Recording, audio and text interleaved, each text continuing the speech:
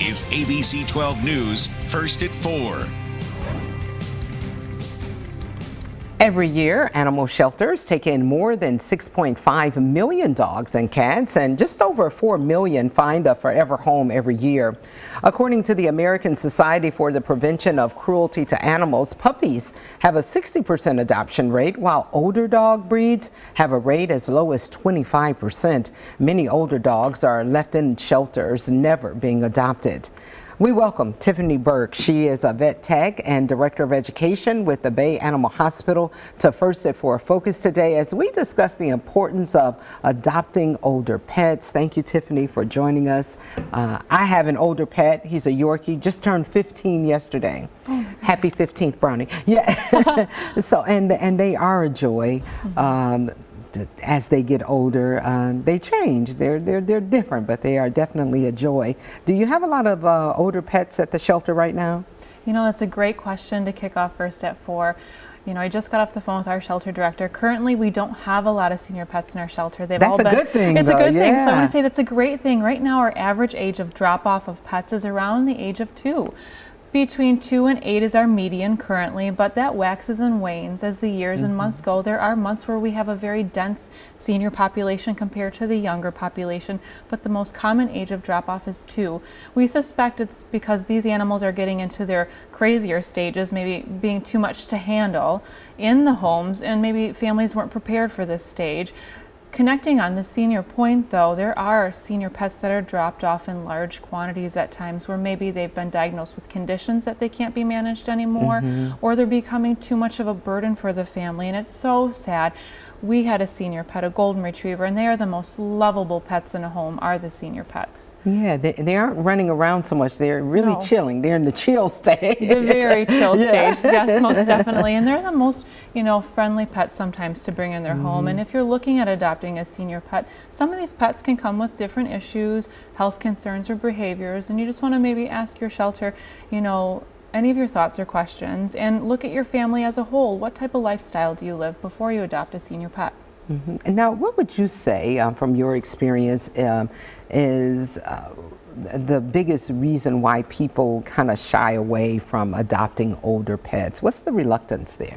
I think there's a couple of points why some families may shy away from that older or even later middle stage pet, because they don't get to embrace that kitten or that puppy in their home, that the bow on the kitten or puppy maybe with children, and have that overjoyous coming out of the box experience. Older pets and senior pets come with health conditions, maybe behavioral issues they've struggled with through a lifetime, and some of these issues may be more financially a tax on families, but these older conditions and health conditions can be easily managed with medications, annual well visits to the veterinarian, and annual wellness blood work.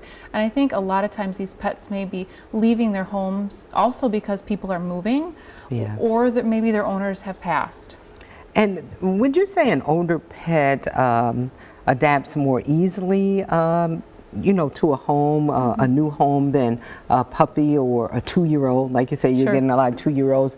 Do they adapt easier, or you wouldn't say not so much? You know, that's a great question. I would say it's an individual pet response, because each pet is so different than the next. It depends on maybe where their life had led them through. Some pets maybe had a very stressed earlier part of their life, and maybe they not assimilate into a new home very well. This is where you may want to get trainers involved and discuss your questions and concerns with your vet. Some older pets can assimilate greatly into their new homes, and this is where you want to do a nice meet cute at the shelter, where you have a one-on-one meeting in a neutral space. Bring your whole family. If you have another dog, bring your other dog on a leash to meet this new pet and see how it goes. Look at your home surroundings and set that senior pet up for success. If you don't have a fence, think about a fence, or use baby gates to give this new pet in your home, whether it's a senior pet, middle-aged pet, or a younger pet, their own individual space, so they feel secure in their home, their toys, their treats, and always feeding separate so they don't guard their food. Yeah, and we know that pets add a lot of joy to a family. If someone wants to consider providing a forever home for one of the pets you have in your care, how can they reach you? Oh, reaching us, Bay Animal Hospital, you can go to the website, bayanimalhospital.com. It has our wonderful webpage. You can also call us. Our phone number's on our webpage. Our email address is there. Look at our hospital. We're always willing to take on new clients, new pets, whether they're babies, puppies, middle-aged, or senior pets. And one thing I want to share with you also is it's never too late to teach an old dog new tricks. Never. Never. We want to thank Tiffany Burke. She's a vet tech and director of education with the Bay Animal Hospital.